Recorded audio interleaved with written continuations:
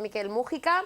Queremos dar la bienvenida a nuestro queridísimo colaborador, el doctor José Luis Neiro. Doctor, buenas tardes, Arratsaldeon. Hola, muy buenas tardes, Susana, ¿cómo estás? Bueno, doctor, nos quedaba pendiente, y esta vez sí que sí, no nos vamos a ir por las ramas, ni vamos a hablar de reconstrucción de Imen, ni de Leticia Sabater, que sigue dando cola, trayendo colas, sigue siendo noticia. Cuidado, que la reconstrucción de Imen es una cosa muy seria para muchas mujeres, ¿eh? Yo creo que no se puede frivolizar. Y ella lo hace, y es lo grave. No quiero hablar del tema de esta persona en concreto, pero yo creo que hay que darle a cada quien la importancia que tiene. Y las razones que tú puedes tener para una determinada cosa pueden ser completamente distintas que esta otra mujer. Yo creo que ahí lo único que hay que hacer es respeto, distancia. Y hombre, si eres capaz de frivolizar con tu vida hasta el extremo de poner en un tuit que vas a volver a ser virgen, pues porque eres medio lerda, pues bueno, pues muy bien. Pero eso banaliza el asunto, y a mí eso me parece mal, porque hay muchas mujeres que sufren terriblemente por una cuestión parecida a cómo queda su vagina.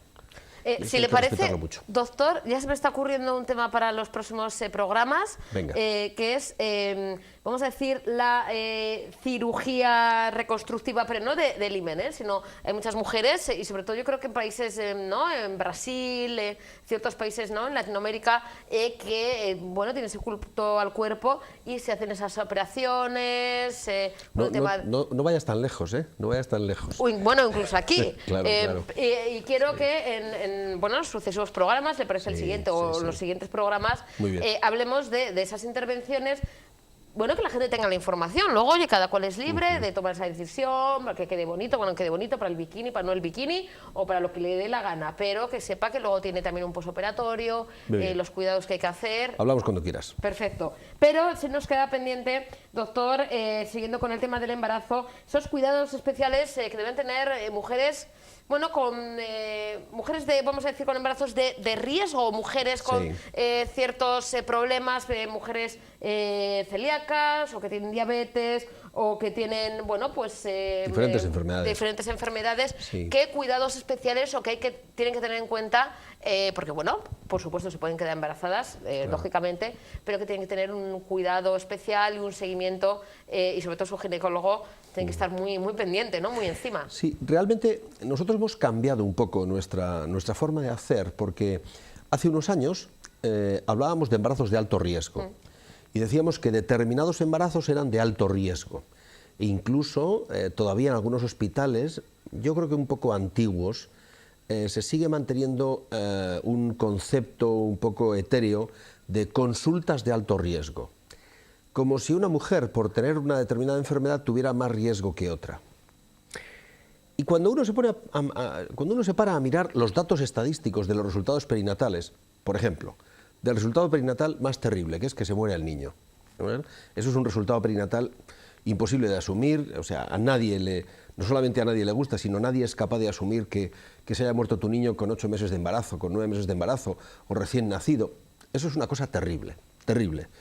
Y digamos, voy a dejar al margen el aspecto emocional, porque de ese podríamos hablar largo y tendido, pero ahora estamos hablando de problemas orgánicos. Bueno, pues cuando analizamos de qué se mueren 100 niños que se han muerto alrededor del final del embarazo, de aproximadamente 60 no tenemos ni idea. Le hacemos autopsia al niño, hacemos 27 análisis de sangre a la madre, 45 ecografías, 53 pruebas de provocación metabólica, y en el 60 o 62% de los casos no tenemos ni la más remota idea de por qué ese niño se ha muerto en el momento en que se ha muerto. ¿Qué quiere esto decir? Que muchos de esos niños pertenecen a madres que tenían embarazos de bajo riesgo. ¿Y esto a dónde nos lleva? A la particularidad de que no enfaticemos demasiado en el alto riesgo, porque a veces donde menos esperas salta la liebre. Quiero decir que a lo largo del tiempo, después de revisar estos datos, los ginecólogos hemos procurado considerar que todas las mujeres tienen mucho riesgo, aunque no se lo digamos a ellas, de tal manera que hacemos cada vez más actuaciones para reducir los riesgos generales de cada embarazo y tratar de manejar a la mujer en la mejor de las condiciones. Es evidente, como tú decías, que una mujer que tiene una enfermedad cardíaca, o que es diabética, o que tiene otra enfermedad metabólica, o que es hipotiroidea, o que es celíaca, bueno, pues necesita unos cuidados especiales y una atención pormenorizada. Por ejemplo, las mujeres que tienen un trastorno de diabetes una enfermedad en la que tienen que ponerse insulina o tomar diferentes pastillas para el control de su perfil de azúcar, esas mujeres les llevamos el embarazo a medias entre el ginecólogo y el endocrinólogo. Y además no un endocrinólogo cualquiera, sino el endocrinólogo especialista en diabetes. Y tiene que ser un endocrinólogo subespecialista en diabetes, porque las condiciones de la diabetes y el embarazo son particularmente peligrosas y particularmente picajosas. Requieren un control mucho más estricto de lo que es habitual. Otro ejemplo, la enfermedad tiroidea a veces requiere que el endocrinólogo vigile también a la embarazada durante el tiempo en el que nosotros hacemos los controles. Pero fíjate hasta qué punto esto es importante, que ya hemos incorporado el control de las hormonas tiroideas al embarazo de la mujer normal, sin más, o sea, aunque no tenga ningún problema, de tal manera que o en la visita preconcepcional, que ya hemos hablado en este programa alguna vez, o bien en la primera visita del control del embarazo, ya le pedimos a todas las gestantes hormonas tiroideas. ¿Por qué? Porque ya hemos comprobado que cuando no lo hacemos así, y la mujer está en hipotiroidismo subclínico, esto es del que no da síntomas, el niño puede tener problemas de desarrollo neurológico. ¿Qué quiere esto decir? Que a lo largo del tiempo vamos incorporando al control del embarazo normal cosas que antes solo se hacían en los embarazos de alto riesgo. Te pongo otro ejemplo que es absolutamente chirene. Antiguamente se decía que las mujeres que tenían náuseas y vómitos y tal, ¡ay, es que estás embarazada! ¡Ay, eso es lo normal! Y hasta te vienen bien esas náuseas, mujer, ya verás, ya verás. Bueno, hoy sabemos que las mujeres que tienen náuseas matutinas y vómitos pueden, si no se tratan adecuadamente, pueden conllevar una alteración del desarrollo neurológico de los niños. Cuidadito, estamos hablando de cosas muy serias. ¿Qué quiere esto decir? Que cosas que antes pasaban desapercibidas o que simplemente algunos ginecólogos despreciábamos. Era como algo normal, ¿no?, de un embarazo. Lo cual ya es el colmo, despreciar el síntoma de la mujer, ¿verdad? Pero antes se consideraba casi normal, ¿verdad? Y a muchas mujeres no se les ve hasta el tercer mes, que es cuando empiezan a ceder las náuseas. Bueno, pues cuidadito, porque recientes estudios han conseguido demostrar que las mujeres que tienen náuseas y vómitos en el primer trimestre y no se tratan, pueden incrementar los riesgos de alteraciones del desarrollo neurológico de las criaturas. ¿Qué quiere esto decir? Que lo del embarazo de alto riesgo está muy en entredicho, por lo menos para algunos ginecólogos. Porque finalmente una mujer puede ser estrictamente normal y no tener ninguna enfermedad, pero tener 39 años. Amigo mío, la cosa ya empieza a ponerse un poco chunga. ¿Por qué? Porque el útero de la mujer de 39 años no está igualmente vascularizado, no tiene la misma riqueza de vasos sanguíneos que la de la chica de 32, o de 26, o de 24. Pero es que de 24 no hay ninguna que se quede embarazada ahora. Ese es el asunto. Por tanto, hemos ido desplazando el concepto de riesgo de una forma muy poco a poco, muy paulatina, se ha ido pero de manera ampliando, muy... ¿no, doctor? Claro. El tema de embarazo de alto riesgo. Claro, y se ha ido ampliando porque os preñáis cada vez menos y porque lo hacéis cada vez más tarde. ¿Qué hay que hacer con la mujer cardiópata? Lo primero de todo, estudiar antes de que se quede embarazada, ahí sí que sí. Las visitas preconcepcionales en estas mujeres que antes considerábamos de alto riesgo son particularmente importantes. Aunque en muchos centros o en muchos hospitales o en los sistemas sanitarios públicos esa visita preconcepcional no exista y no se reconoce como una prestación. Pero a algunos ginecólogos nos parece particularmente de mucho interés que la cardiópata, la diabética, la celíaca, la nefrópata, antes de intentar el embarazo, acudan al ginecólogo y conmigo, ya le voy a decir yo, y al nefrólogo, al cardiópata o al endocrino, al médico que le corresponda el control de su enfermedad, para ponerle en la mejor condición, de tal manera que para cuando se intente el embarazo, ella esté en las mejores condiciones y su enfermedad esté en los mínimos de posibilidades de complicación. Sí, porque muchas veces tiene que llevar ese acompañamiento durante y luego incluso en el momento del parto. Claro. ¿No? Hay mujeres que, con ese tipo de enfermedades que tienen algún problema. Yo me lo he apuntado aquí, a ver si lo digo bien, Venga. Doctor, que es preeclampsia. Bueno, ese Creo es que explica un poquito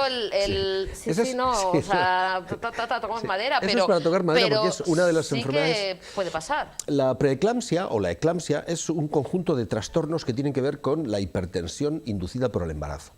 Digamos que algunas de las condiciones que se dan solo durante el embarazo son particularmente importantes y pueden llevar a enfermedades y a complicaciones extraordinariamente terribles. La preeclampsia es una de ellas. Es un conjunto de enfermedades.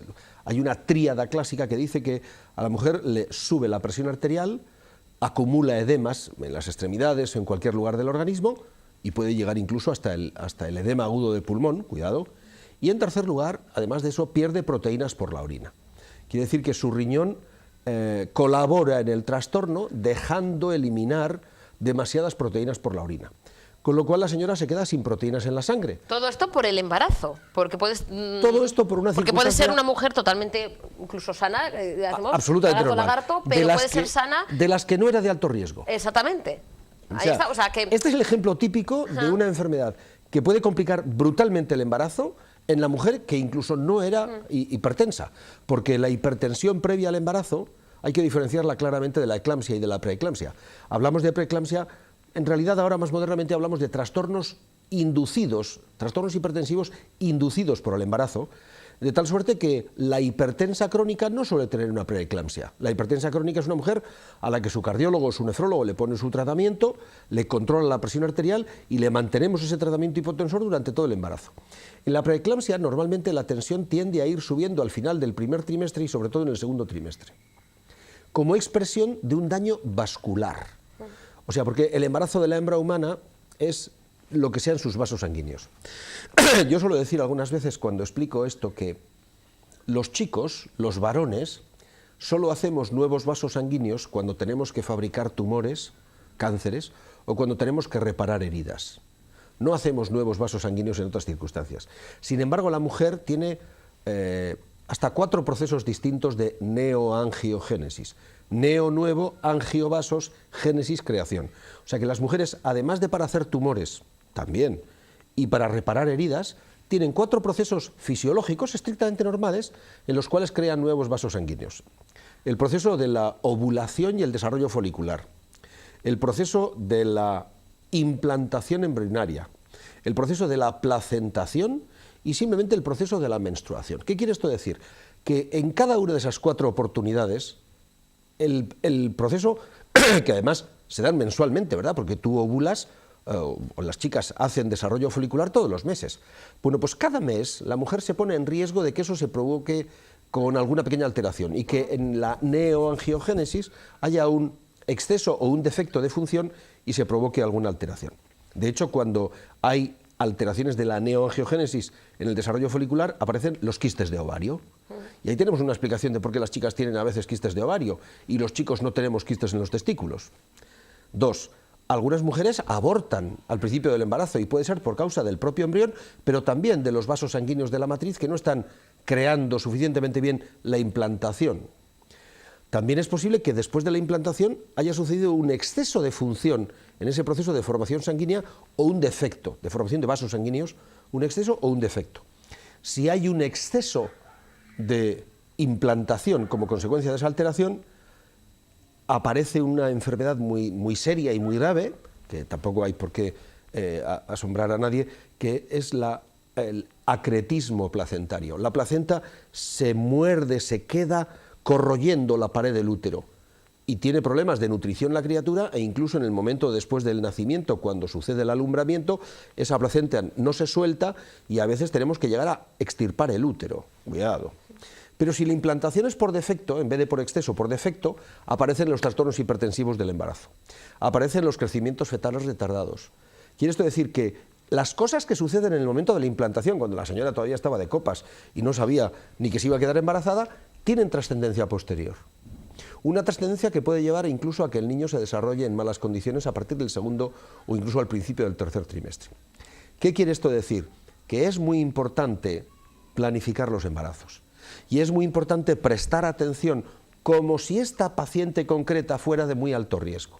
Porque no sé si lo va a ser, pero fíjate, entre las fumadoras, las que tienen enfermedades del riñón, las que tienen enfermedades del corazón, las que tienen trastornos metabólicos, como la diabetes, el hipotiroidismo, las que son celíacas, las que tienen un embarazo mediante reproducción asistida, las que además de eso beben de vez en cuando alcohol, las que son excesivamente delgadas o con demasiado peso.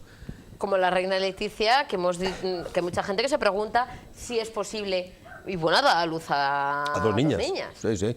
Y por vía vaginal, además, ¿no? Yo creo que fueron yo creo que sí. partos por vía vaginal. Y es posible, mucha gente, bueno, sobre todo quizá gente, bueno, Sí, sí, porque... nuestras madres, ¿no? Que están como, Ya. ¿cómo es posible con los tres? Que siempre se piensa que hay que tener una cadera así para dar a luz. No, o sea, no, no. eso ya lo descartamos. No, porque además porque cuando... si no, las que somos delgaditas, entonces no, No, tenemos pero una cadera. no te pierdas, no te pierdas. Las caderas no adelgazan, ¿eh? Lo que adelgaza es la envoltura exterior. O sea, cuando tú adelgazas mucho, tu estructura ósea Es y la muscular misma, los se mantiene. huesos no se pueden cortar. Eso es, eso es. De tal manera que la forma interna de la pelvis te puede permitir parir un niño de 4 kilos, aunque tú solo peses, eso, yo qué sé, 43 kilos. Pero tu niño puede tener 4 kilos tranquilamente si en vuestra genética y vuestra nutrición y la nutrición del embarazo ha sido la adecuada. ¿Qué quiere esto decir? ¿A dónde queremos ir a parar? A que los embarazos de alto riesgo pueden serlo casi cualquiera. El ejemplo concreto es aquella mujer que se nutre mal, la mujer que tiene trastornos de la conducta alimentaria. Por ejemplo, es mucho más frecuente que haya trastornos del crecimiento de las criaturas entre mujeres que mantienen un vegetarianismo estricto durante el embarazo. A mí ese es un riesgo que no me gusta nada en lo personal, porque las veces que he tenido mujeres que hacían una dieta muy restrictiva durante el embarazo, normalmente ha habido problemas de nutrición de la criatura. El otro día le decía yo a una paciente mía, le decía, mira, es que tú estás fabricando esqueletos ahí dentro. Estás fabricando esqueletos completos. Y esos esqueletos se forman a base del calcio que tú comas o del calcio que tu organismo le robe a tus propios huesos. Y hay una enfermedad que nosotros llamamos osteoporosis gestacional, que significa que la mujer pierde masa ósea de manera brutalmente acelerada durante el embarazo, como consecuencia de que ella no ingiere la suficiente cantidad de calcio, pero al feto se le importa un bledo. Se lo coge. Porque el feto va, de gratis. Claro, va desarrollando su esqueleto poco a poco y además hay mecanismos hormonales para que la madre vaya perdiendo el calcio que no ingiere. Lo que quiero decir es que la dieta durante el embarazo es muy importante y más sobremanera en mujeres que tienen enfermedades importantes. Y ya digo, en gran parte de todas ellas, las cardiopatías, las endocrinopatías, además del ginecólogo está el cardiólogo o el endocrinólogo para el control de la enfermedad. Pero hoy le dejamos, entre comillas, le dejamos embarazarse, qué bobada he dicho. Quiero decir, se permite el embarazo de mujeres con trasplantes renales, o mujeres que tienen arritmias cardíacas severas, o mujeres con hipertensión crónica, o mujeres con diabetes insulino dependiente, y no tiene por qué salir mal el embarazo si elegimos cuidadosamente el momento en que esa mujer se va a quedar embarazada, le hacemos un adecuado control pregestacional y los controles durante la gestación son muy estrictos, llevando una adecuada nutrición y una adecuada medicación. No tiene por qué suceder nada, pero de ordinario, insisto, la mejor manera de que no pase nada es tratar como si la mujer que tenemos delante fuera de alto riesgo, aunque no lo sea. Pues, doctor, en el siguiente programa, quizá, si le parece, terminamos con el tema de embarazo, dando unas pautas, por ejemplo, de lo que, porque sé que hay una, no me puede perdonarme, estoy aprendiendo mucho, pero sé que, luego por mi hermana, que no se puede comer carne cruda, porque hay esa, ¿no? Falso. Falso, mira, Falso. Pues diremos verdades y mentiras de lo que se puede y no se puede comer durante el embarazo. Mira, te propongo, fíjate, te propongo ¿le parece? las 4 o 5 cosas que preguntan todas las mujeres. Dieta, deporte, viajes y sexo. Vale. Durante el embarazo sí, durante el embarazo no. Viajes... Y ojo con medicamentos. Ah, bueno, claro. ¿Qué cosa? Porque muchas veces me duele la cabeza a ver qué puedo hacer o si me tengo que medicar, sí. ¿qué tengo que Como hacer? dicen los deportistas cuando meten 5 goles, la manita.